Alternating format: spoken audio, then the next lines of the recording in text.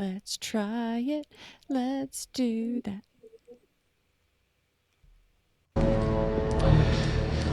Bring me everyone. What do you mean, everyone? Everyone!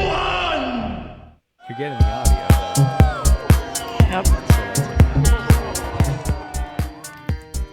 Welcome to Everyone Racers. It's a show designed for the world of low-dollar racing and oddball car culture. It doesn't matter what kind of limit champ Or lucky track dog league you run. SCCA or NASA, we won't discriminate. as long as you drive it hard and built it yourself. Join us each week for tech discussions, Tips, tricks, as well as news and notes from the world of amateur endurance racing. And whether it's on the spot, hella sweet, Or we're lucky enough, and Chrissy, and Chrissy, I give you just the tip. we're sure you'll giggle a little. and learn even less. Everyone report to the paddock. This is Chris. Let's do that. Everyone report to the paddock. This is Chrissy. And I'm Tim. And we're Everyone Racers. And we are without somebody who knows what they're doing. So we're trying to make do. So that's why you got us instead of the video. We're Everyone Racers. Welcome to a Starliner episode of our podcast. It's episode 352. The Ford Starliner was a 2-year top-of-the-line variant of the Galaxy for model years 60 and 61. While the 352 cubic inch motor was available both years, in 1961, the Starliner could be optioned with a high-performance 352 making 360 horses. It was the first engine Ford offered to have more than 1 horsepower rating per cubic inch. Now you know. Great. It's nice to be back. Nice to see you. So sorry that we missed a week to our favorite listeners. We just got really, really busy.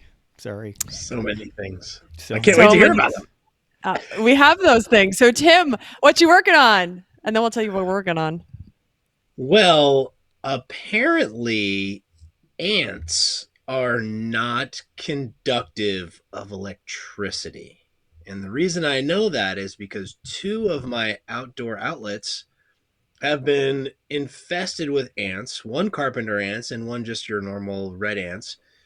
And they just wreaked havoc on everything. So I had to take it all out, spray it all down, replace the GFCIs. And it was pretty wild to see them like crawling in and out of the holes as you're spraying it with stuff. So that would have been fine if it was just down at eye level, but one of them also attaches to a Nest camera way up in a tree.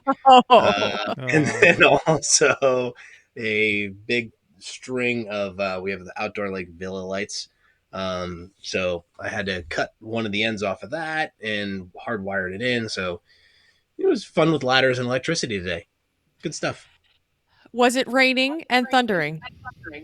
It was not. And I Good. did have someone hold the ladder for me most of the time until he got distracted and then walked over to the beach and started fishing, and I had to call him back in. So I got like a B- for safety. Sounds great. Did you turn the electricity off before you started with all this wiring? Yes. I even And had a you little tester, and I checked it and made sure I Use a wasn't going to tester. die. Oh, Yeah, I'm good. impressed. That's good. Yeah. Yeah. It was good. I did not pull a mental. Sorry, mental. It makes me think of when Mental's lights went out in the whole I neighborhood. did- Like, I did not Oh, no. blow all the entire state of Maine out trying to fix my ant problem. Well, in Maine, there's like 2 of those little screw-in fuses. That's all you get. you have to go down the street and figure out which door to open to Yeah. figure that out. That's good. So Well, good stuff. Got Great. it all done. excellent. Good. I'm sure you've been up to more than that, but that's what it sounds like today. I've got some friends in town. So the reason why I'm missing Thompson is my friend Ray Hatch is in town, him and his wife Macy, and we're playing in a golf tournament this weekend. So we've been getting ready for the golf tournament, some practice rounds. We're working on our BAC levels, try to make sure we get perfect, like that perfect spot, where you How do ride you that knife's maintain it? edge. Right. Maintain. Yep. Ride that knife's edge. You can't get too much. So cigars and pars and beers. It's going to be fun. That's great. Excellent. Well, thanks for joining us, and sorry to not be hanging out with your friends. Oh, Yeah. I wish we hang out with my friends at the racetrack too. I can't be Right? everywhere. Wah, You wah. Oh, it you had a seemed to be seat so and then said, popular. I'm "No, Tim. I have no. so many friends. I can't I see have them other all. friends and I can't help you. I can't play race cars with you. I have to play golf with my other friends." Yep. It's pretty much Such it. a loser. No, you're not. No. All right, Chris. So Okay. we've got a couple of weeks worth of stuff here to talk about. Yeah. Like, we could do a whole show on what we've been doing. In fact, we're going to later. All how the Mazda works and all the different parts and how it all swaps. Because with the right combination of parts, you can put a 2018 Ford Escape 2.5 liter in a 2007 Mazda 3 with bolts. Yep. Plugs in, runs great. Yep. So other things, I You do it right. helped my stepmother buy a new Honda HR-V. That went actually quite smoothly. Hyannis Honda. Let's see how the delivery goes. Car's not there yet, but everything else has gone smoothly. Those of you who have been listening for a long time remember I built that beach cart for Chrissy's parents a couple of years ago. It was a powered giant aluminum beach cart, and it had a wagon handle on the front of it that you'd pull it with and then steer it with, because the front wheels were just castering wheels. The rear had a one-wheel drive on the axle. It had two-wheel drive, but you couldn't actually turn it at all with a locked axle. It would not turn. So we made it one-wheel drive. Now it turns. But the handle mounts on the front of the cart tore out the aluminum of the frame on that spot because there was a lot of pressure to hold that thing. So we said, all right, well, we need to look into version 1.2 here. And I essentially made it into a big shopping cart. At the back, I put a handle that sticks up, goes across the width of it, and has a support beam down to both parts of the frame rail. So you just stand at the back of it, and you've got your right thumb has the thumb throttle, and you get castering nose wheels, so you just push around like a giant shopping cart. And it seems to work great. It's one less moving part. It's very solid. I think this is a better version. We shall Probably see. should have done that to start. Well, the hard part is you can't see if you have the big T frame hanging all the chairs, you're not going to be able to see where you're going very well. That's why you usually travel with two people and somebody will stand in front. You need That's a spotter. Yep. It's like at Home Depot when they're bringing the forklift down. You need someone standing in front of it with the flag and the little beeper thing, right? Yeah. So let's see how that so they don't works. have to pull or push. I'm pretty sure they'll make it happen. It's still electrically powered, which is what you want when you're walking down that quarter mile beach, is the cart to pull itself. So it does still. Should we get you like the VR setup and you can have a camera on the front and you can just drive it around? If you say things like this, it'll happen. It's not remote control yet. No, you're not allowed because it'd be motorized and then that's illegal. So you can't actually have it that way. Yeah, the motorization, it seems it's questionable whether that's okay or not. And several people have them now. We're not the only ones, but still. Anyway. Well, if you're riding on it, then technically isn't it a mobility scooter, and it's a assisted device for someone that is requiring assistance? Possibly, except then I'd have to make a steering system that actually works instead of the castering wheels in the front. And then you probably have to have a license and a permit and a It's New Jersey. There's paperwork helmet and money. It's only illegal if you get caught.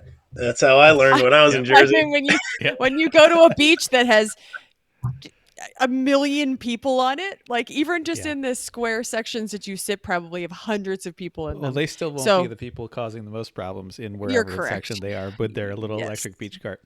Anyway, what else? I put the NSX back together without the vent adjuster. Don't you have a button for this? Yeah, I closed that window because I had never mind. I did it for you. Yeah, thank you. You're welcome. So I was very annoyed the other day. I'm sitting at a light and the air is coming out of the vent, like pointing right at my face, and I don't want it there, and I can't adjust it because the is that where it's gone. Stuck? No, so I took my sunglasses off and I used the arm of my sunglasses to stick in the vent and turn the vent a little bit. I think you should come supercar up with life, yo. I mean, I think you should put like a paper clip or something on it. I'll figure something out eventually. We're just not there. I needed the car back together to get out of the garage. That's what I needed. Yes. And then I drove it because it's a nice car. I like Why it. did you need to get it out of the garage, Chris?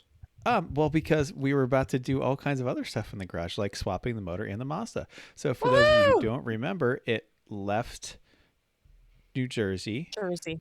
with a blown motor and sat in Jeff's yard for a month.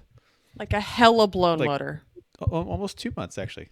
Yeah, like hole through the oil pan kind of blown motor. Oh, and then through the block as well. We found that out later. There's also a hole in the block. When that rod let go, it decided to poke a few holes. So, yeah. So we needed to put a new motor. So I went and got new engines at a junkyard out in Pittsburgh. We talked about that.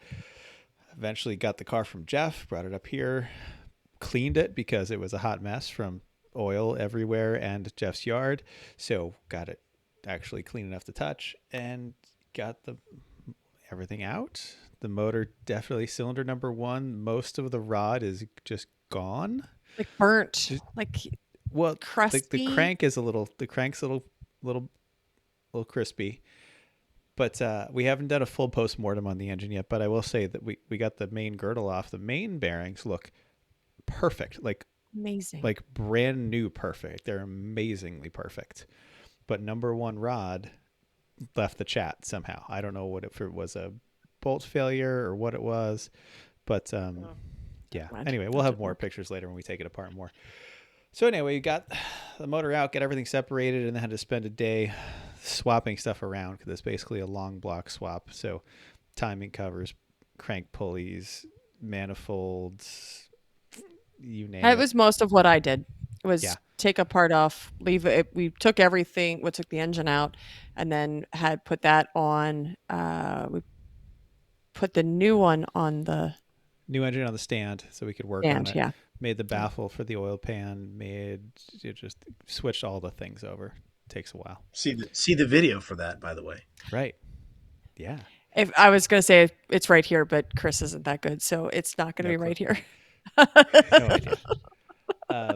You could find it. It's on YouTube's. It should be. Yeah. Oh, it'll be right under this one, probably under our Probably. videos. Yeah, so eventually got the motor back in the car Sunday morning. Saturday afternoon, we had it all kind of basically ready to go back in. The whole powertrain back together as a unit, ready to go back in. And then Sunday we got that in, found a problem. Sunday we went to the junkyard because we found a problem.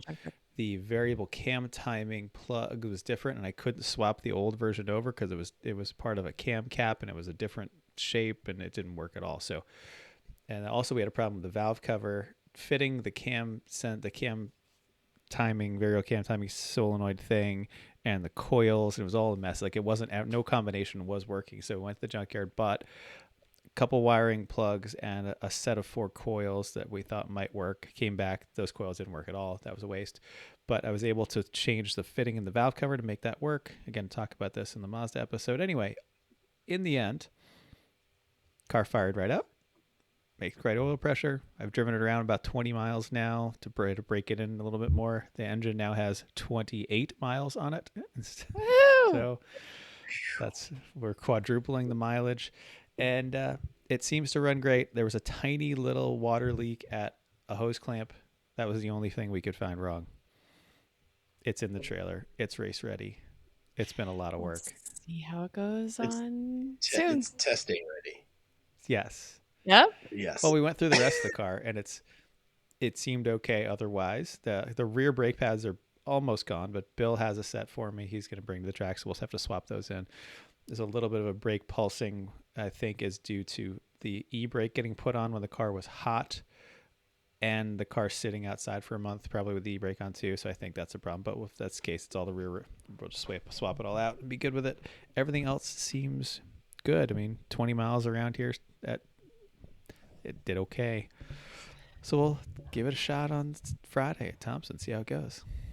So the pan under the motor that had hot bits fall through it, Yeah. does that still exist under there with the holes in it? Yeah.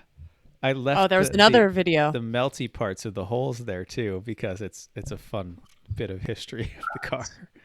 Yeah, I did have to good. cut a bit of of that pan away to fit the oil pan for the Escape motor.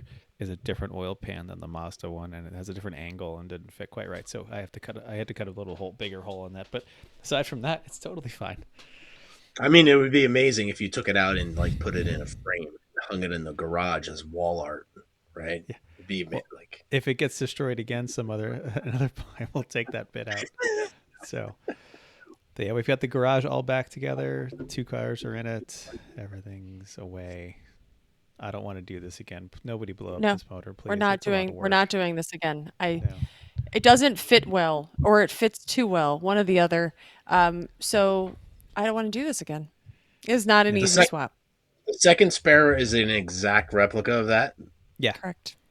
Okay, Which- so it It wouldn't is be the as next VIN, right? as much Or fumbling of parts going around as it was the first time No, it from the will be Mazda because to the because it will be exactly the same amount of parts mumbling because I have to move all that stuff to the other one. we took it all from the Unfortunately. Mazda because it's The Mazda wiring Mazda harness. parts, the Mhm. Mazda timing cover, and you can't just pull the crank pulley off these motors because it's not a keyed crank pulley. You actually have to put a whole set of timing lock tools in and tighten the bolt a certain way, and it's a one-time use crank bolt. And it's so over the winter, sure, I can go to a junkyard, find another one of these Mazdas, and take the parts I need, and can make the motor I don't want to work. do it again. But I think the fact that we have the second motor means we won't need to. That's what insurance. I'm going for. Insurance is good. Yeah. Yep. Anyway, Anyway, So what do you want to you add? just You- took all you were of the there with things all- and made it sound like you did it all. Chrissy, other than everything Chris did, what'd you do? When I was saying, Not. Chrissy, what do I you want was- to add? Because you were there doing all of this. With I me. did You all- cut I me did the off other half before I of could the even work. get there. Whatever. I There's did the other video half of the evidence work. of that too. There Chris. is. Yeah, right? Do you like my yes, check our actually both YouTube and both Facebook and Insta have a lot of I'm posting Fiend. So there's all kinds of time-lapse videos of us taking out, putting in all kinds of good videos with funny music, and yeah, it was good. It ended up working out really well. After we did that, there's some of the things like Chris was working on axles. I was packing for the race because we obviously have to cook for 12, and there's just a lot of work to be done in the house. So I'm trying to get packed for the race. Yeah, that's about it. All that other just normal race stuff, aside from having a working car that you still need Like- to do. Burgers and pancakes and salads and store trips, and my whole den is full of boxes and race stuff and whatever. Anyway, yes, so that's what I was doing. It's just time. And Toyota built its reputation over several decades as a manufacturer known for its reliability with powertrains. Remember, this is the maker of the notorious hard-to-kill Hilux and Land Cruiser. Now owners and prospective buyers might think a little differently, though, after Toyota decided on July 25th to replace 102,000 engines in Tundras and Lexus LX SUVs from 2022 to 2023. By Rivers at the Autopian, he tells us that why all this likely happened. Toyota issued a recall back in early June. At that time, the company simply said that the aforementioned trucks and SUVs might have debris inside of their V35A engines. The V35 engine, by the way, is the new 3.4-liter twin-turbo V6 that replaced the rugged 5.7-liter V8. The recall included 98,000 Tundras and 3,500 Lexus LX600s. Toyota says the debris was likely introduced into the engines during the machining process, and the company altered its machining process to one that better clears the machining debris. Probably a good idea. Toyota doesn't state how many vehicles in the recall population actually suffered from significant loose debris, so it's hard to know the rate of failure at this time. The link to the full story is in the notes. The Autopian. Horrible. Yep. Toyota, though, I give them credit. They're just replacing all these motors. Okay. Like the amount of like just burning the cash right now that they're doing is unbelievable.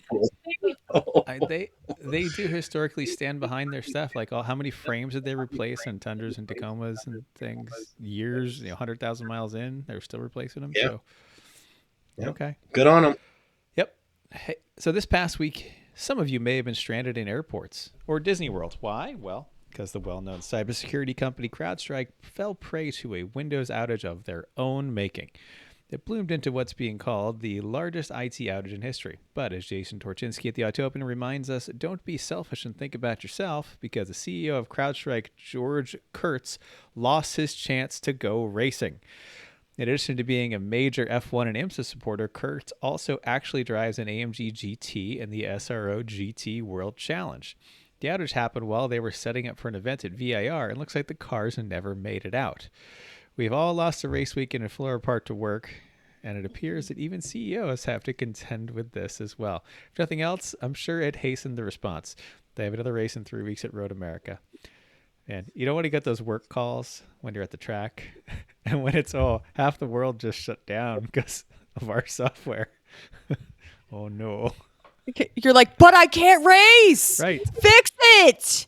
Yeah. I don't care if you have to work 24 hours a day and fire that guy who pushed the wrong button. I have to go racing. Yep.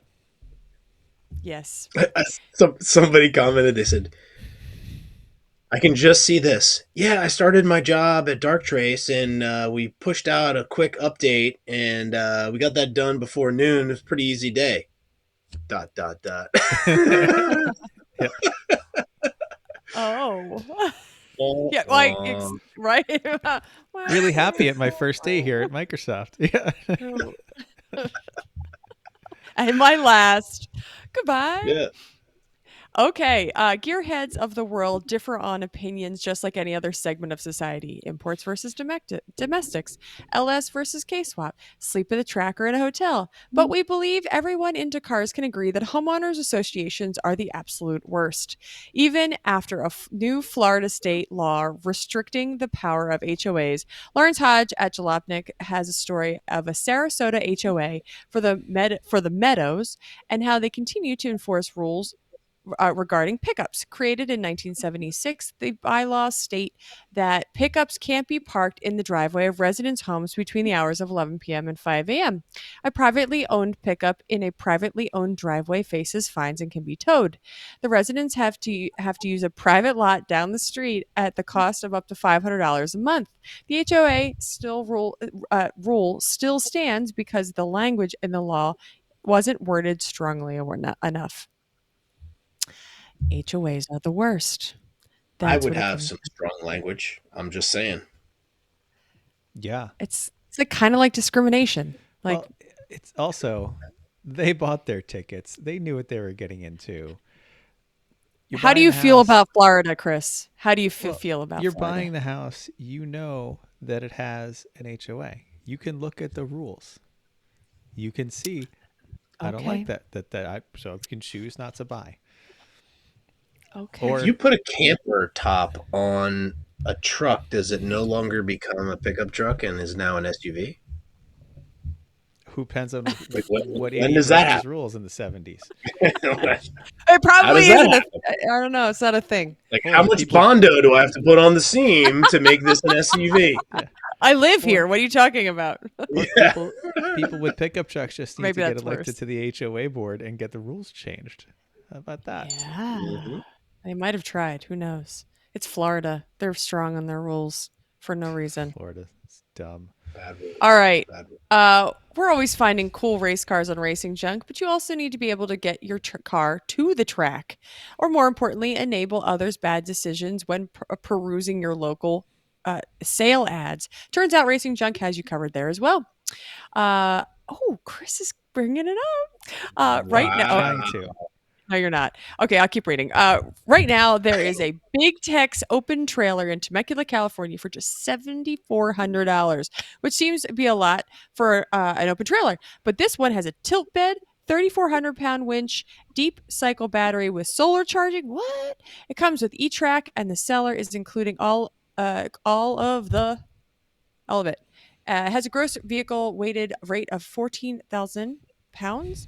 And it was kept in a warehouse. More details on the ad. And guess what? They got Pro membership, and there's 21 pictures of this deal. And Chris is showing it on the screen. Congratulations, Chris. Well Thanks. done, Chris. Yeah, You this is a did pretty it. beefy trailer. Yeah. If you got a heavy car. Tilt bed? Yeah, it's 14K? not Heavy car. It's not I mean, a 14,000-pound trailer is something that like Corey Dickman should own. Like when you need It's to not a move moon your trailer. backhoe, then it's great. If you need to move your Yeah. backhoe. Yeah. Thanks, Chris, for or if showing. you need to get your vehicle. Oh no! Bring me Wrong everyone. one. Sorry. Oh no! Wrong one. That's what happens when the guy who knows how to run the show isn't on it. It's a I'm Dark learning. Trace moment right there. I'm learning. You are learning. You're doing a great job. I'll figure It's it out. fine. one of Everything's these days. fine. Go get that trailer and tell us how it is, because it looks awesome. Great. All right, you ready? It's upcoming races time! Sorry, getting back to the right screen. Hey, Yeah. Thompson's this week. Yeah, that's why we're here, right? 100 Woo! cars, 18 are BMWs. It's still boring. Yeah. Okay. There's 2 Hondas, 4 Miatas, 5 Porsches. And Eric said, hey, it's a 100-car race at Thompson with, I think, our first Volvo XC70, first Mercury Milan. Domination is imminent. The Baja is also back, and there's some rookies with a 90s Caprice. A lot of cars on that list. That Yep. is a lot. It's a lot, and it's not that big of a track, which we'll talk about in a little while. So And the paddock is even smaller. you are not wrong. Well, unless you are all the way, and you can't barely see the entrance to the track from where you're going to park. But we're going to talk about that shortly, because that's what our show's about today, because we're going to the track and we're excited, but it's listener feedback time! So I did a ton of posting on socials with our unbuild and rebuild process. I hope you love them all, like I talked about. It might have driven you crazy, but sorry. Thank you for all the comments we had and all the posts, what you're working on. We posted that up, and I know on both Facebook and Insta, there were plenty of people posting up. But there's too much to list here, but we definitely looked at it all and commented on most of it. So thank you. Yep. See, it's hard to read this and manipulate You need more the software screens at the same time. I sound do, too. actually. Team Shenanigans tagged us in an Instagram post. Said, so I got a free Lemons car with a Pagel cage, and I'm going to get it ready for Sonoma. Obviously, the first thing I do is stick the E1R keychain on it so it breaks. Oh, I hope it doesn't break. Well, hang on. And I have the picture up here. If I can do this correctly, maybe. It's okay. It's fine. They put a picture on. That's great. Oh, keychain. Did you see Pagel? Pagel commented and said, just because it's a cage that I built doesn't mean it's going to pass tech. I thought that was hysterical. Oh, okay. I would. Well, it's also a Volkswagen, so that isn't great. So, Yep. but I mean, I would. Oh, stop. gosh. Sorry. Everyone! I need to stop changing the thing, because every time I go It's back fine. to We everybody, don't need. it puts the video on, and I don't have to make the video go away. It's fine. I got it to work amazing, for the actually. intro, so that's good. I'm trying Like, my best. we're here. on like Groundhog Day. Like we know as soon as you. It's right. fine. You're doing I'm a not lot. doing It's that. I'm not doing that anymore. What you working on? Here we go again. Yeah. Okay. Also, last Fuck week this you over. mentioned Shajib's article about Facebook and the effect on car forums. Uncle Dave said, I still troll the Celica Super forum as the Cressida forums are ghost towns. Yeah, I'm sure. I like car foams better, because that's what the copy It does say, says. no, it says Car- forums or foams, whatever. It's Car fine. foams.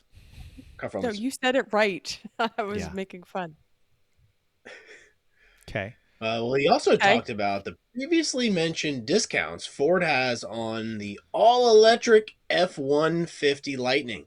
The Ronster replied, so you can lease the Lightning for what it would cost to get a Maverick. I have a Maverick. Wouldn't want to swap it for a Lightning, thanks. Which reflects the level of satisfaction we've heard from many a Maverick owner. So get a Maverick. Okay. No. On the YouTubes a few weeks back, at Carlman257 said, "We are finally doing the thing. It's time for a cool suit. Can you please do a refresher on what you would recommend and what to avoid?" Ooh, It's that's a about freaking time. And the first yeah. time you turn it on and feel that wonderful sensation of the cool shirt Every turning on, time, every person. it's just it's amazing every time. Yeah. Yeah. Yeah. And put a, depending on what you have, put a modulation valve or switch on it so you can change how much you want it to be flowing through your suit. So How if much? it's really hot out, you can turn it up. If you want to save how much ice you have, you can turn it down. And or Uncle Dave's got one where it just kicks on like every minute or every 2 minutes. Yep. So don't have it run continuously. It's feels great, but you'll run out of ice. Yeah, So it feels great for a little find while. find a way. It feels great until it doesn't. Right. What we found works great, and this is what Dave has too, is the live well timers for a bass boat. Because what they do is they run it for a minute and then you vary how long it's off. And so these things are common. They're like $30. You can get them on Amazon and wherever, and they work fine. This is exactly what they're designed to do, is run a pump for a while and then it's off and then it's on, it's off, repeat. And so it's really convenient to just do that. As far as the rest of the cool shirts, do not try to make your own shirts. Just buy the real shirts. It's worth the money. Just do that. And Yeah. the tube that goes into the fitting, if you're going to use that pump that turns on and off, zip tie that sucker so when you're in the car, it doesn't go foot-pa-doo and spit the fitting right out of the tube. And then the water Uncle is splurting Dave, everywhere. thank you very yeah. And then all of a sudden you're at 140 miles an hour and you've got ice water in your nether Which is regions. great. Not It's fun. great for it's great for It's a great minute. until it's not. It's not, and then until it's not. Until you're slippery in the seat. Other things I would suggest here are, I really like the setup we have now with the pump is a positive displacement pump, like it would run a pressure water system in an RV, mounted in the car, hardwired and attached to the car, and then we just swap the coolers in and out.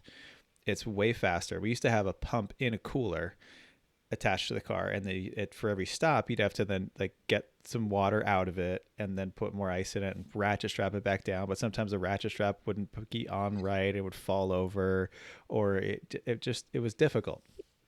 So with this new setup, we've got coolers that securely latch, and I've got like those rubber like Jeep hood closing things to hold the cooler into the car on a mount that we have built for it, and then quick disconnects of water in and out of the cooler. And every driver is responsible for bringing their own cooler of ice for their stint. And it works out really nicely. It lasts longer. It's way faster. It's cleaner. It's less problems. Would recommend. And I think we could probably just do an actual show on this because we are in the market for some new shirts. So it's possible that we should be looking at what we should buy one and see what's out on the market, especially since the latest news I saw that Cool and Fast were combining. So what does that look like? And what are the best shirts? Probably should put that out to people. So yeah, hopefully that helped a little bit. We can always take pictures if you need help now. But totally worth it. Do it. Do it. Yep. All right, great. You know whose shirts are never too warm and always super cool? If you They like are the color super. gray, Hi, Chrissy's mom. Who is baking away like a crazy lady because it's baking day, and she's making deliveries tomorrow, so we head to the track soon. So excellent. if you're a Thompson, you can stop by. I might make you pose a picture of you enjoying one of my mom's cookies, but we should have some available. Should we make your mom a baking cool shirt so she can stay cool while she's baking in the hot kitchen? She would have to carry around a bucket. or something. You need one of those setups that Chris Egan had, where he had the Correct. window air conditioner mounted in a Yes. cooler that had a bunch With a of ports on it. really long string, so you could just walk Yeah, around, that's walk what he- away from it. That's what he does when he's working his garage in the summertime. Yeah, He has like a 20-foot or 30-foot hose on it and just walks around that way. It's like, that's brilliant. I feel like if you walk around the island too many times, and you have to like unwind Well, yourself. you do so have to I'm not really, unwind. Yeah. I'm not sure how it would go. It almost needs to be like a reverse fanny pack that sits like on the small of her back and just circulates Oh. through. I like that. Self-contained. Yeah. I thought we were going to go with, so I'm not sure that you know this story, but my mom helped us make the first cool shirts that we ever had. So we had a sweatshop in my mom's kitchen with 2 sewing machines going, and we made the whole team. We probably made 10 shirts, maybe. I mean, like, it was not just We 2 didn't or have- 3. We had like 6 people on the team then, so. Well, we made a lot, Yeah. and they were a lot of work. And we said it was our intro, and then we said, "This is great. We're now buying them," because we realized they were great. But she helped make us the very, very first cool shirts. So it should Okay. be more like, who else would never make their own cool shirt ever again? There you go. Yes. Totally. Probably not. Although if we asked, she would help. But Fair. she would question it. Anyway, okay, it's big topic time! Woo! Thompson is this coming weekend, like a couple days from now. So let's go racing. Or you're We're gonna- listening to this on the way on to the your- track. Yeah, you're right. Because it's not going to get posted up for Wednesday morning because I have no idea how. I have to figure out how to get this recording and get it to Mental. So we'll find out. Anyway, here's what you need to know about Thompson and our E1R virtual track walk. Okay. Some of this is old because I copied it from an old place. So you're probably going to need to go to a driver's meeting. You should always have your license ready at the gate. Anyway, sometimes they just give you take your name, but make sure you have it around because you get your wristbands there. Tech schedule is posted. It's definitely on the forum. You probably got it in an email, so make sure that you go at your time. Even if it looks like it's open, usually that's the time when the judges at least get to go to the bathroom and get a drink. So make sure that you're at your posted time. The paddock space. Okay, so the paddock space is do you want to talk about the paddock Well, station? Tim's going to later? talk more about the paddock space. Totally. Okay, so. great. Because that was I'm just going through my minimal things here. So we'll tell you how to get into the paddock, where you're supposed to go. Tim will talk to you about that, and then make sure you're wearing your suit to gear tech. That is the rules now. Especially at the very least, whoever's checking your gear does not want to touch any of your dirty, gross, nasty clothes or shoes. So wear it all, except for shoes. I believe that you're allowed to put your shoe tags on the table. Carry your shoes and your helmet, and that's it. And then make sure that your Hans Defender, whatever you have, matches your clips on your helmet. And then bring all of that with you. And nearby, so if you're going to go to the track and you haven't been there before, the 2 stores aren't very close to the track. So there is a Walmart that are and 2 parts stores to the south, 1 exit in Webster, Mass. I'm south sorry. is still Connecticut. Webster. South.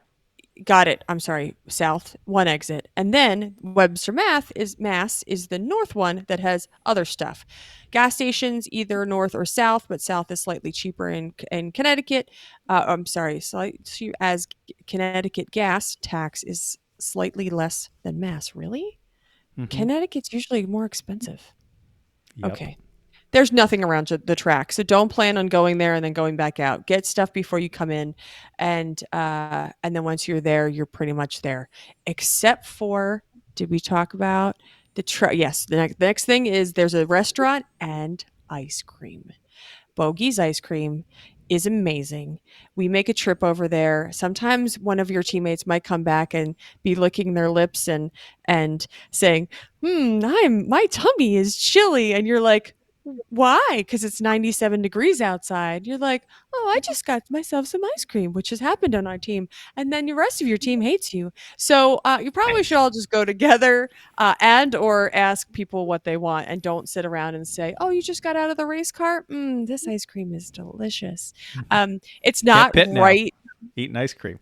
Can't pit. Very busy. It's not right in the track. You have to go over across the bridge and around the restaurant. So it's a little bit harder to get to. It's kind of closer to the golf course, which is where we're at, where Thompson is.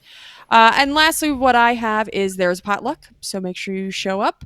Bring bring it already hot. Do not bring potato salad. Do not bring half-eaten pizza. Normal rules apply. There's not a whole lot on my spreadsheet, so if you are going to bring something, you're listening to this, throw something up there, even if you're just like, I'm going to bring some kind of meat or some kind of side. That's helpful to me. And please bring something, even if you're planning on eating. I really do appreciate. It's only as good as what people bring. So that'll be Saturday night, 7-ish. We don't finish racing until 6:30, I think. So 7 o'clock is kind of soon. So make sure somebody's preparing your food. Okay. Do they Go take cash? Is it cash only at the ice cream place, or do they take credit card? I can't remember. I do not recall. I don't know. I'll find out. Hold. Bring cash just in case, Good idea. because you're going to want the ice cream. I will Yeah. find out. Yeah, be so sad to walk over there, order your ice cream, be all excited, and nope. Oh, Credit card, please. yeah, No. nope. Okay, Well, great. the paddock situation. I'd call it cozy. It's cozy. Quite. And Yeah. dark. Yeah, and dark, and And like a bog. congested, If and yeah, and it's like got really tight turning radiuses for those of you with large wheelbase vehicles with trailers. So get in early with your, giant 36-foot RV and try to park it in spots. And like track entry is on Thursday from 5 to 10. So get there. Don't get there after 10 because it's not going to go well for you. Trust me. You can get back in again Friday in the morning at 7 a.m. And then racing is going to be Saturday from 9 to 6. So driver's meeting will be at 8 o'clock on Saturday. Sunday is a nice relaxing day. You can sleep in, enjoy all of the things at the potluck until noon on Sunday. So It's great to sit it's in your penguin and your oh, my penguin. Yeah. Oh. Yep. So if you do have a giant inflatable flamingo, then you could bring that and hang out in it in the tepid tub, and it's actually really nice. Yep. What is the forecast for this weekend? The forecast is mid 80s, mostly sunny, 40% chance of showers both days. So kind of typical Thompson, but a little less hot than usual. Usually it's in the 90s, so I'll take 80s. Yeah. And then, but there is often just those storms that come through at Thompson. It doesn't sound like it's going to rain all day, but storm coming through, that'll change things up. Yeah, that's actually really good for Thompson. That's really good for Thompson. So Sunday, noon to 5, short race day. You can party your butt off, go up to the big fire pit on Saturday night. You have all morning to lick your wounds and drink lots of Gatorade and water, and get out there for 5 hours. Testing day is run by the track. It's only $250 all in ahead of time. So sign up on the Thompson site now. If you register on site, in the past, they've sometimes allowed passengers and instruction, but we can't guarantee that. A lot of places have been changing on the fly recently. And testing runs from 10 to 1:15, and then again from 1:40 till 5. If you It's do just open plan testing on day too. It's easy. if you do plan on testing, Don't blow your car up. It's not good. And you're also BS not and racing, so don't hit people. take it We got hit on easy on testing your today before, so at Thompson. yep. Oh yeah, going down the straight at Full about speed, $110. go down the straight. Yep. It was exciting. Somebody came out of Wait. pits and just came right into the side of us. Clang. And we went into through the grass very fast for a really long time. Yeah, So both of us were somebody in the car. didn't mind the blend line coming onto the racetrack. No, it Who was would do such a thing? It was different. We were passing someone on the Who would left. We do were on the that? left side of the track. Someone was coming onto the track, but the car in the middle decided to just come over to give the person coming onto the track lots of room without looking at the green Civic that was passing them at about a 30-mile-an-hour speed differential. So Giant fist on there. yeah, pretty much. Yeah, it's hard to miss. Oh well. Crazy. Anyway, yep. Crazy.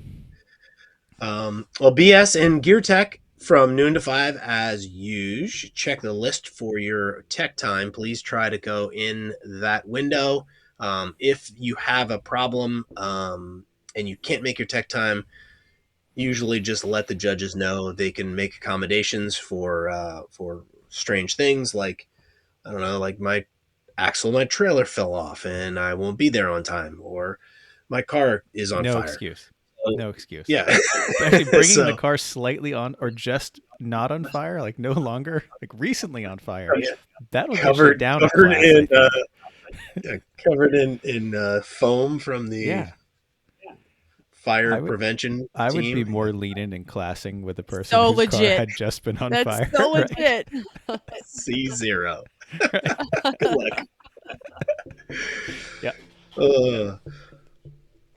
The track walk, that will be from 6 to 7:30 per Lemons.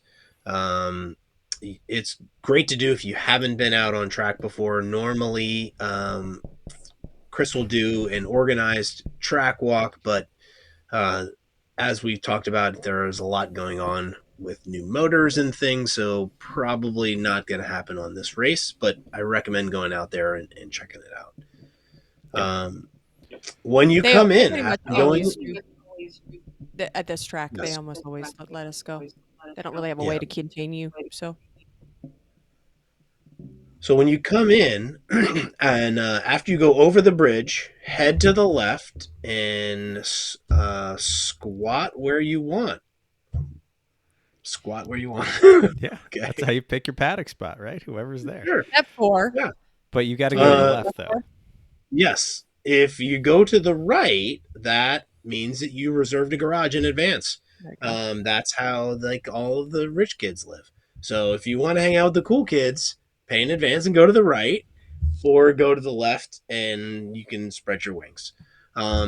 If you do go to the right, make sure that you are only in your area right in front of your garage. Do not park other cars or vehicles or pit vehicles or flamingos or anything else in those areas. You only have the area right in front of your garage. It is okay to paddock on the grass on the left side as you go down the access road, and then the Black Lake and the surrounding area is just a free-for-all. So no paddock up on the hill by turn 10 though, but you can kind of figure it out. If you're unsure, ask the other people. Chances are everyone else has been there before. Don't just assume you can park there. It's always good to make nice with your neighbors. So go ahead and find a good spot, ask around, get settled in. Some of the garages, all of the pavement near the garages is reserved for those with the garages, and that is not a lot of space either. So even if you have reserved spot and don't plan on bringing a ton of things, because you just won't fit there. Every year, But you can inevitably, someone decides to squat in the spot outside HQ and thinking, well, nobody's here. And I say, you guys can't stay there. And like, we'll be all right. And then inevitably we ask them to move. Or we don't, but they get asked to move. So, yeah. A500. along along that same line is the fire lane. So where people are parked, even if you think that there is a space between um, the what do you call that? A bunch of cars and the track and the It's like a bike barriers rack that are fence that they have right out. Yeah. that are holding you away from the track. Yes, barriers, cars. Even though it looks like there's spaces there, that is not open. People need to get through there. So that is they will move. They will not tow you, but they'll tell you to move. Yep. Yes. Be very careful in the garage area. You'll know if it's your spot, and if you're not 100% sure it's your spot, it's probably not.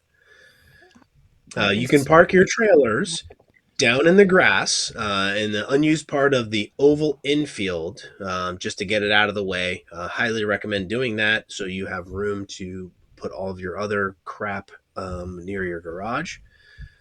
Fuel will be at the pits or the pumps. But please leave your, F950 Texas sized truck out of the hot pit lane. Don't leave your stuff there. Go in with your cart, go in with your stuff, and move on. So you've got to drag it. It's fine. It's not going to be 100 degrees. You'll survive. If you can't, then go get an ice cream. It'll be good. So, fuel prices are usually pretty reasonable for racetrack purposes, and they have an extra tanker truck standing by for a refill, so they won't run out.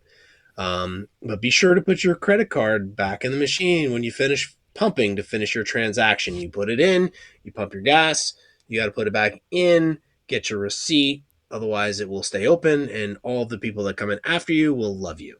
So it's probably not good. I mean, it's good for everyone but you. It's fairly confusing. And Yeah. I feel like we'll mess it up at least once. Usually, if you go into the shop during the day, they will help you, and they're used to helping people that are lost. Just apologize. Walk in and say, "I'm so sorry. I'm dumb. Here's I'm what I dumb. did. I know what I'm supposed to do, yet I don't do it. So please show pity and help me, not be dumb."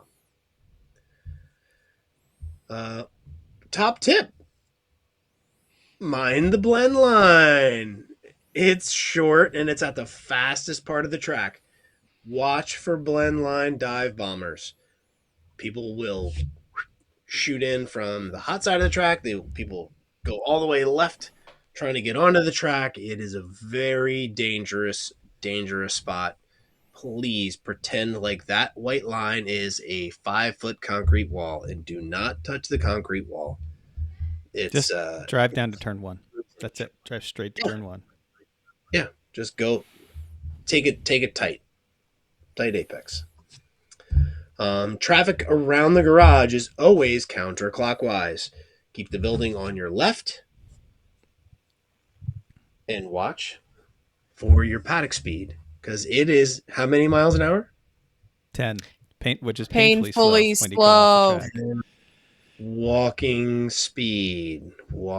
speed. I had a really fun time at sidebar at the 24-hour in Denver, where I had a couple of teams that were speeding and in the paddock, like very fast. And I said, I want you to understand what 10 miles an hour is. And I said, and I'm kind of bored. It's the middle of the night and I need to make sure I stay awake. So you're going to follow me around the paddock, and the walking speed is what it is. And I literally walked the entire paddock and they just followed me in their race car through every single aisle. And I was like, does it make sense now? They're like, yes. Walking speed. Don't kill people. Don't kill dogs. Feral children. 10 miles an hour. It's crazy. I don't understand why people don't get that. But the people that are going to just totally berate you on this are our judges, and they are Manny, Chris H, and Janice. Good luck, folks. Welcome to the East Coast. Yep. They will with not a lot suffer. of cars. They will not suffer fools pit speeding, which everyone does when they come off track at Thompson. You turn that right and you turn the other right, and they just barrel through there. And I don't know what you're talking about. no, you definitely don't. I And don't. you're good with that Nope. blend line too, honey. It's great. I am. And then when I come in, I'm all upset. I know why people speed when you come in for a black flag. I know. Yep. All right, we're going to do our turn-by-turn track walk, what we have learned. So just you guys interject as we go through it. We already talked about the blend line, so we'll just be on the straight. The straight is not quite straight. It's got a kink to it. It kind of narrows down right about the time that cars are coming on track. It gets a little tight, so be careful. You can go 3 wide, just it gets a little snug by the time. So you get your 3 wide done by the time you get to get the track on there. That'd be good. The thing about the straight is that it's you go over a crest of a hill to get to the straight, and then it's downhill a little bit, and then it actually goes uphill in the braking zone. But the fun part about that is it actually flattens out and goes downhill again right after the 1 board. So if you brake around the 3, that usually gets you off the gas for turning in at 1. But if you're braking, you can brake really hard because it's going uphill. But as soon as you crest that, you're going to lose that braking force because you don't have the traction anymore, and then wash out wide and other things happen. So just really look at that hill and you'll understand, and it changes how you can use the brakes there. So turn 1 is off camber initially. So you come over that crest, it goes downhill and off camber. So you lose all the traction that you wish you had. But then after you get past your apex, you get the camber right back. And so you can come into that corner trailing your brakes a bit. You can slide a little bit, and all this is with no one around. With traffic, we all know, pick your lane and go for it. But with nobody around, you can trail your brakes a bit there. You're going to lose a little traction when you are off camera, but it will come back as you come in through the corner. 2 is just an extension of 1 and a setup for 3. The curbing out of 1 into 2 is pretty friendly until it's not. Like, it's got good grip at the curb, but if you go beyond the red and white, it falls into a ditch, and that's a great way to break your splitter on your Civic if you go over that ditch. So don't do that. Just hold it back a little bit. 3, well, coming out of 2, I usually track out about maybe 2/3 of the way to the left, but you don't need to go all the way to the left, and you can't really, because you need to get back to set up for 3. 3s are pretty standard 90-degree left. It is slightly off camber on the outside, and it goes uphill right after. So you come out of 2, get back to the right to brake for 3. Your end of braking for 3 is just before your turn in. Watch that flag station though at 3, because you can't see a damn thing that's going on the other side, and that hairpin behind it does tend to back up. So watch that flag station as you're coming out of 2. So you go through your 90-degree left, you track back out. You can track out a lot further than you think. When you turn into the corner, you feel like you can't see anything, and you hesitate, but you can track way out there because one of those service roads is right kind of where you end up tracking out. So there's plenty of room. And coming out of 3 into 4, there's a straight that is downhill and then uphill.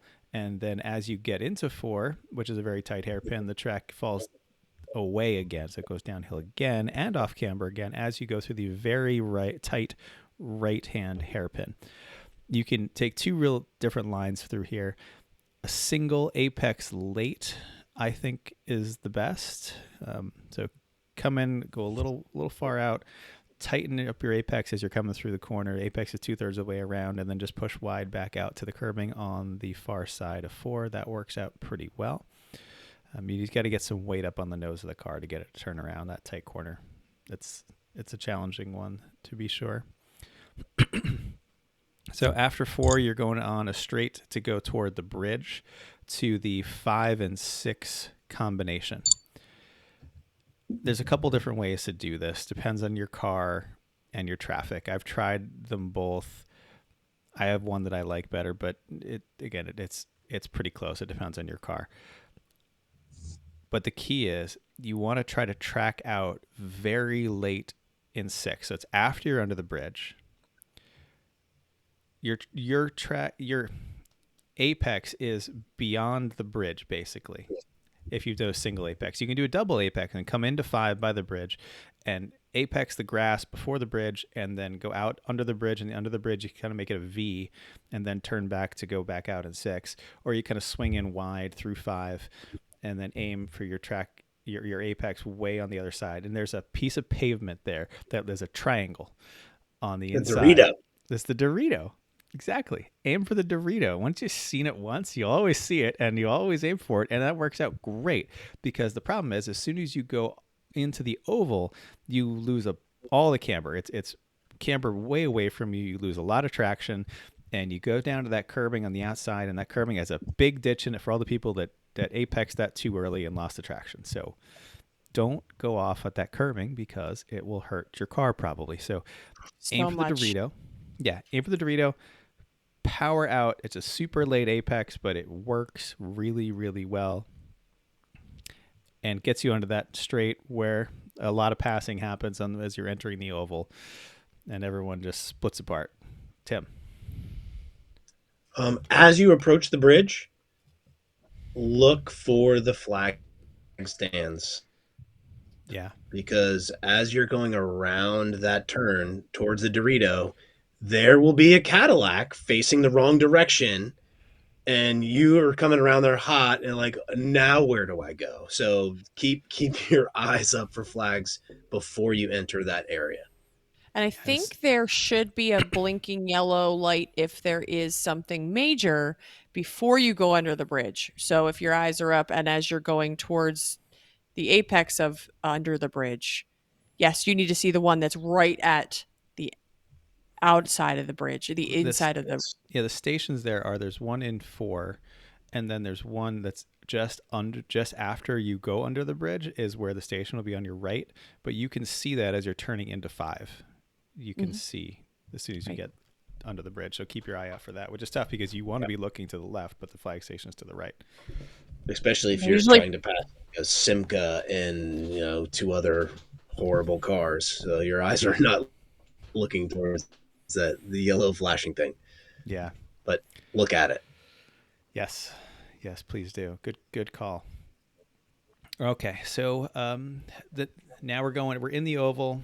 It's going to spread out here in the oval, sometimes 4 cars wide, and you just need to kind of find your lane. There's really 2 lines through this section, really. There's inside and outside.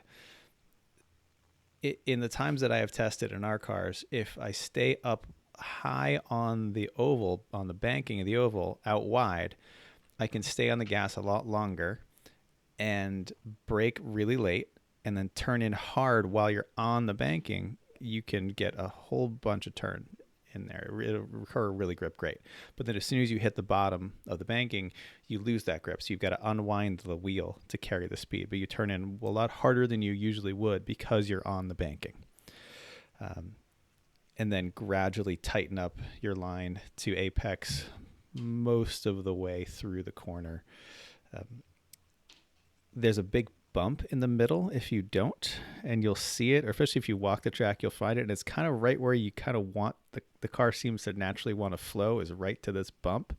So either you stay all the way tight and stay along the inside curbing as you come onto the other side of the oval, or I'll just open the wheel a little bit. If I'm seems the way that the car is heading toward that bump, I'll just open the wheel and get back onto the outer part of the oval earlier, aim for the T in Thompson, and gets you around that bump. Because that bump is unpleasant.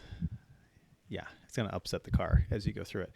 The other way to go this whole... It's not the worst. It's not the worst. Sometimes you get squished there, and if you're trying to power out or power around somebody, there's been times where I'm like, I'm gonna bump. You're gonna hit it, and it's...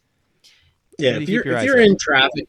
Yeah, if you're in traffic and you're not near the limit, it's not terrible. But if you're pushing it and you're close to the limit, it's not fun. Yeah. It's not fun. Depends on how much give your suspension has, but it'll upset the car. The other way you can go through this corner, that's I think a little bit slower, but it's a lot shorter distance, is to come in just and hug the inside all the way around. Come in tight to the inside. No one can get inside you that way, and just hug it all the way around. It is slower, but not by a whole lot. And really, it depends on which lane is faster. So as you're coming out of 6, evaluate the traffic ahead of you. Pick which lane doesn't have a Simca in it and go in the other one. Yep. All right. So now you're in the oval.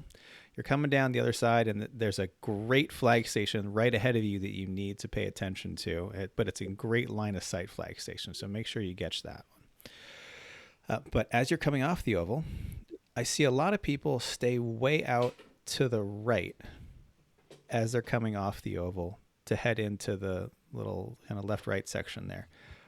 And I don't think that's fast. I think it's slow to do that. I found a lot of luck if I, coming off the oval, clip the apex on your left at the edge of the oval where it leaves the inside.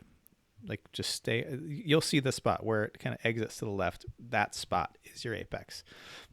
And then once you get over that bump, then you can brake in a straight line heading straight toward the hill.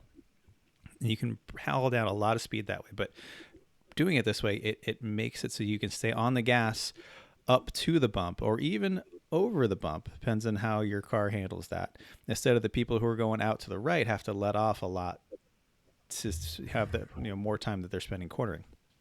So straight to the apex, over the bump. As soon as you're over the bump, brake hard in a straight line so that you can make your left turn for 10. And 10 is just a setup corner for 11.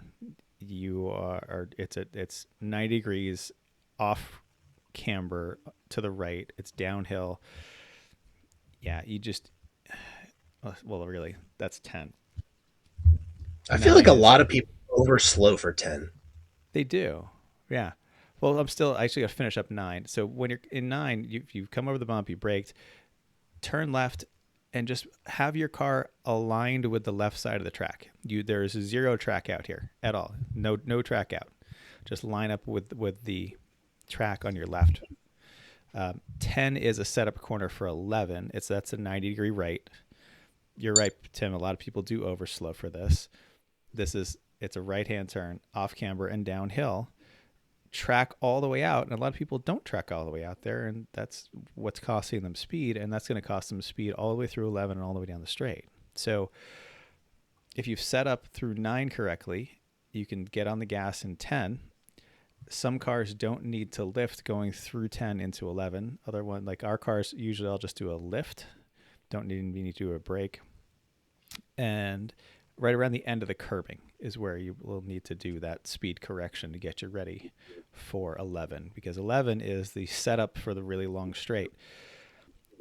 And this is a corner that is so deceptive coming into it. You look coming into the corner and you see trees and flag station, and that's it.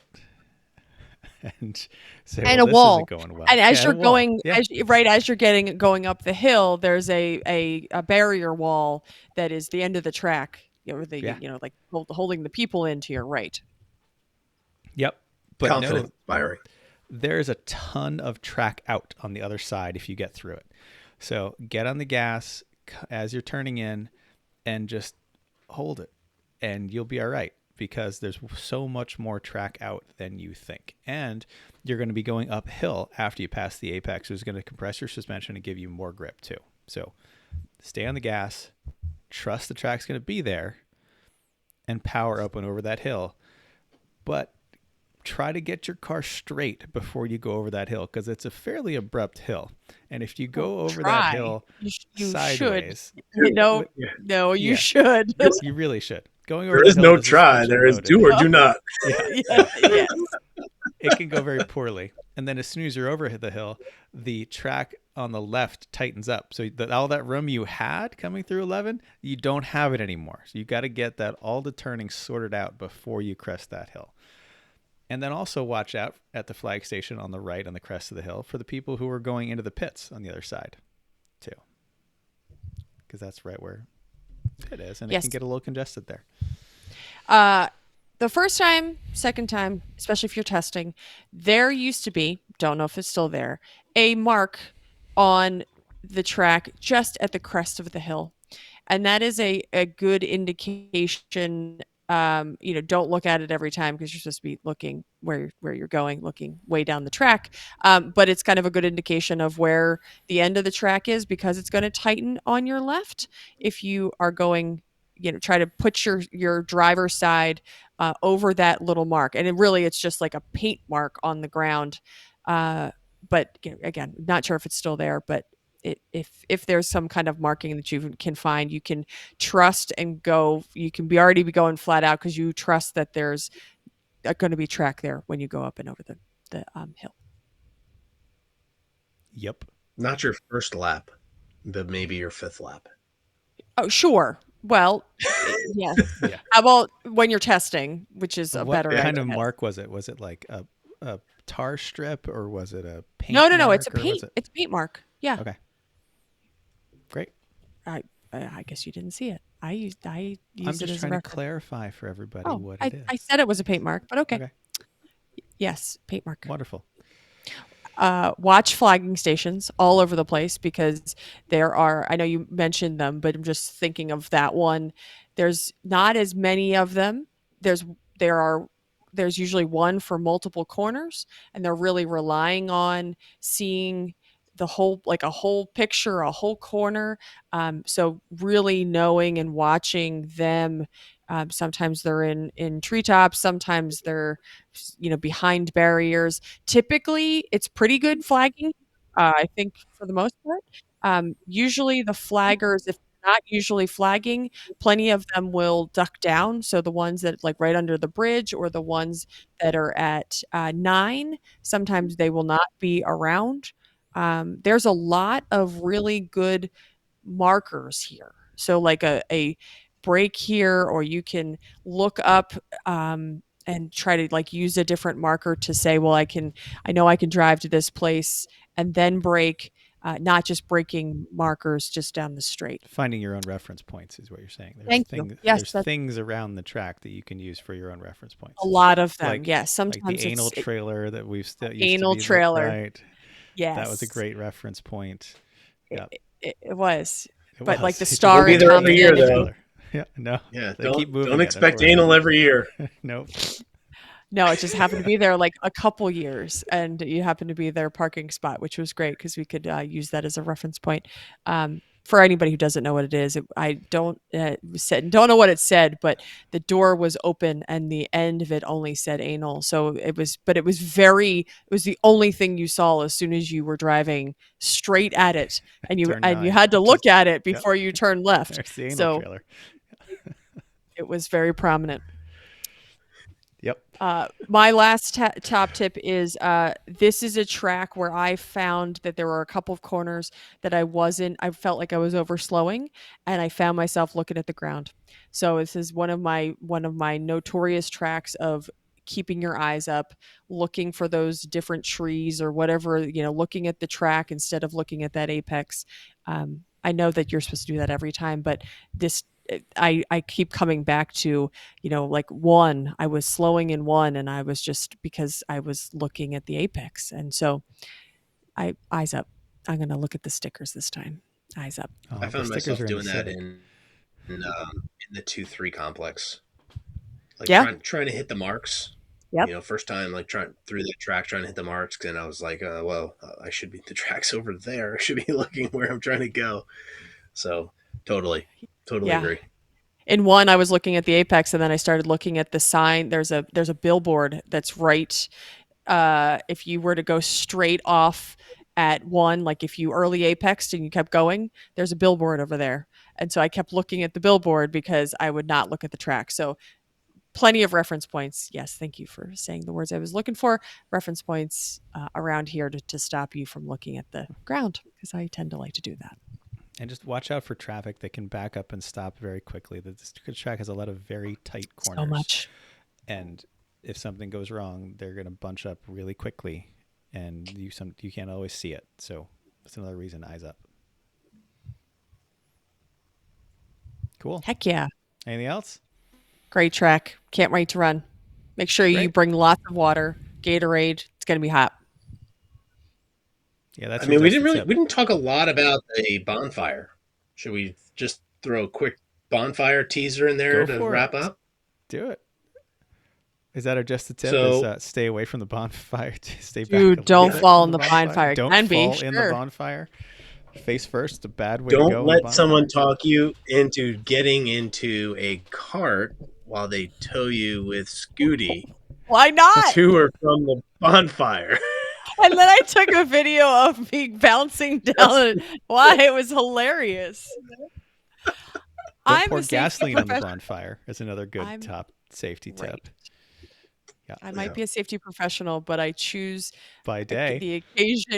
the occasional risk. I did my risk assessment and said, well, I could fall out and tumble down the hill slowly. It'll be fine. What's the worst that can happen? Might ask myself something. Fine, everything's fine. That's fine. That's fine. But it is super fun. So go up to the bonfire. It's really cool. Don't bring marshmallows. You will burn your face off. It's a legit bonfire. Put on by the track. Did you say that? So it's No, it's- I Yeah, did not. the track just Yeah. saves pallets and stuff. And track tosses just them in puts there. it on. Yep. No idea what time. 9, 10 Saturday ish. night. You can't Saturday. really miss it. Yeah. It's up on the top of the hill. Darkish. Correct. Yeah. Yep. Yes. Yep. Usually Cool. it's usually a pretty good time. Anything else? Chrissy, potluck? Yeah. Make sure you sign up for the potluck. Bring something and bring it warm. If you forget your spoon, that's okay. I have some. But other than that, please try to bring utensils and things to serve, and don't bring potato salad from the grocery store. Excellent. Excellent. Our next show is just going to be Thompson Hangover, I think. Unless something happens in the probably. meantime. Who knows? One of the next couple shows will be Thompson Hangover. And then our show, we're going to talk about the Mazda. I think we might be talking to someone else too. We've got some stuff planned. We'll figure it out. There's a lot Yeah. going on. It's good stuff. Thanks for downloading us. I'm sorry. I'm trying to play the outro. That's okay. You were almost there. Go ahead. I'm Play trying to the make outro. sure. Are we good? Run it. Great. We're great. If Thanks. you enjoyed this week's edition of Everyone Racers, we also hope you will join us in the world of driving, racing, and building, because everyone can be a racer, even you. If you enjoyed this podcast, subscribe. It's totally free. Then go to iTunes, give us a 5-star rating. Even if you hated us, give us 5 stars and tell us why. If you have any questions or show ideas, drop us a comment on our Facebook page, Everyone Racers, or email us at everyone.racers@gmail.com. You can still text pictures of your junk to me at 484-243-0455. Find us on Instagram at everyone.racers, YouTube and Facebook under Everyone Racers, and even Reddit at /E1R. Thanks again. Until next week, keep the shiny side up. Unless, like us, there is no shiny side, then just keep those wheels down.